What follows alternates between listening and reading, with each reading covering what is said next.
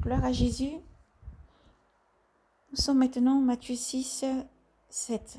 Chapitre 6, verset 7. La prière, le pacte.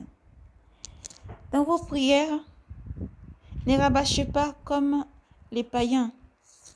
Dans vos prières, ne rabâchez pas comme les païens.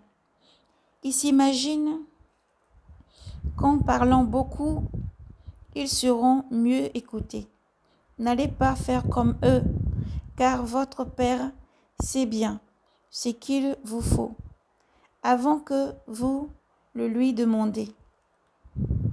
Vous donc priez ainsi: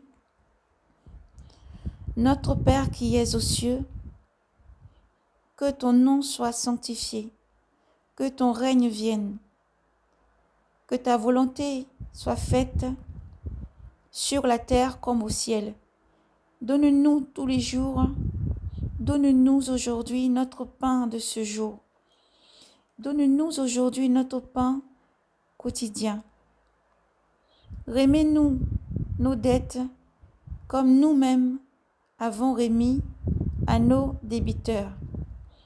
On peut le dire, pardonne-nous nos offenses comme nous pardonnons à ceux qui nous ont offensés. Et ne nous laisse pas entrer en tentation, mais délivre-nous du mauvais. Car c'est à toi qu'appartiennent le règne, la puissance et la gloire au siècle des siècles. Amen. Oui, si vous remettez aux hommes leurs manquements, si vous remettez aux hommes leurs péchés, et si vous pardonnez leurs offenses, votre Père céleste vous remettra. Votre Père céleste vous remettra aussi. Mais si vous ne remettez pas aux hommes, votre Père non plus ne vous remettra pas vos manquements. Alors toujours pardonnez. Le pardon, on peut parler comme ça de fois et on peut se dire mais le pardon c'est pas facile. On peut pas, on n'arrive pas de fois. Mais ce n'est pas de ta force. Ce n'est pas de ta force.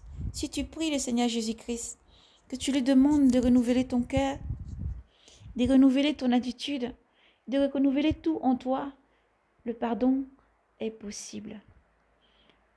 Tout simplement parce que Dieu nous a créés à son image. Nous sommes faits à l'image de Dieu. Et à l'image de Dieu, Dieu a semé une bonne semence en nous. Cette semence nous pousse à pardonner. Parce que quand tu gardes ce qui, quelqu'un t'a fait quelque chose de méchant, tu as vécu une injustice, elle va te dévorer, elle va te détruire.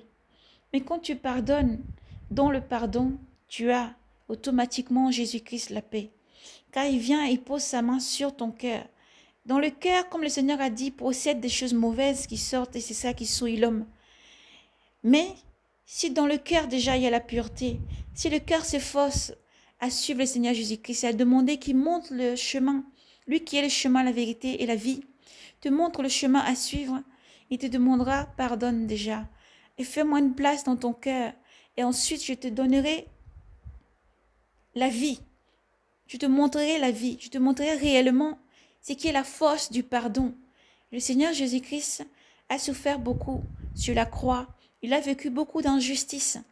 Et il voyait ce que tu allais vivre aujourd'hui. Et il voyait ce que tu allais vivre aujourd'hui. Il voyait ce qui allait venir. Il voyait par quel chemin tu allais passer. Peut-être tu entends ça et tu dis, mais s'il voyait ça, pourquoi ne m'a-t-il pas empêché de commettre des fautes? Ne m'a-t-il pas empêché de subir ou de vivre ces genres de choses, d'injustices? Il voit tout. Et Dieu qui est compatissant met devant tous ses enfants la vie et la mort. Et c'est chaque choix. C'est le choix que tu fais. C'est le choix que nous faisons qui nous conduit à l'amertume, à la douleur et à la souffrance. Mais lorsque tu pratiques les paroles du Seigneur, quel que soit ce que tu vis, quelle que soit la douleur, la souffrance, le Seigneur saura la force. Il te guidera toujours, il sera toujours là. Et il ne permettra pas que tu chancelles ou que tu vives au-delà de ce que tu ne peux supporter. Il te donnera la force d'échapper. Il te donnera la force de trouver la bonne manière de pardonner, la bonne manière de parler, la bonne manière de rendre à la place du mal, de faire du bien. Parce que Jésus est la force. Alors aujourd'hui, si tu entends sa voix, N'endurcis pas ton cœur. Le pardon, c'est pour te pardonner aussi. Tu te pardonnes lorsque toi tu pardonnes. Dans un livre qui est contenu dans le royaume des cieux, tout est écrit. Et lorsque tu pardonnes, oui, réellement, Jésus efface tous tes péchés. Lorsque tu fais du bien, oui, réellement, Dieu te fera du bien. Lorsque tu marches dans la parole du Seigneur et que tu pratiques la parole du Seigneur, Dieu sera la force. Jésus-Christ arrive. Si aujourd'hui tu as un péché qui te retient, si aujourd'hui tu as une faute qui te retient, si aujourd'hui quelqu'un t'a blessé profondément, si aujourd'hui quelqu'un t'a fait du mal, il faut pardonner, il faut avancer. Il faut pardonner, il faut avancer. Il faut pardonner, il faut tout relâcher.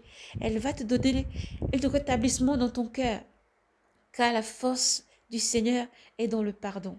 Lorsque tu retiens, Dieu retiendra aussi ton péché. Mais lorsque tu relâches, Dieu relâche automatiquement aussi ton péché. Parce que Dieu est juste, Dieu est saint et Dieu est juste. Et Dieu nous demande de tout relâcher. Alors relâche tout, pardonne et viens prendre la vie gratuitement. Et prépare-toi pour rentrer dans cette vie éternelle. Car Dieu arrive, le Seigneur Jésus-Christ arrive et il t'aime. Il est la force. Parle-lui. Appelle le Seigneur, parle-lui parce que lui il est disposé, il est disponible à chaque moment, à chaque instant. Et il veut juste t'entendre. Lorsque tu l'appelleras, il se manifestera à toi et il t'aidera parce qu'il est présent et sa parole est vie. Et Jésus-Christ est réel et vivant. Et il est avec toi aujourd'hui et pour toujours. Amen. Le Seigneur t'aime. Alors shalom, persévérez.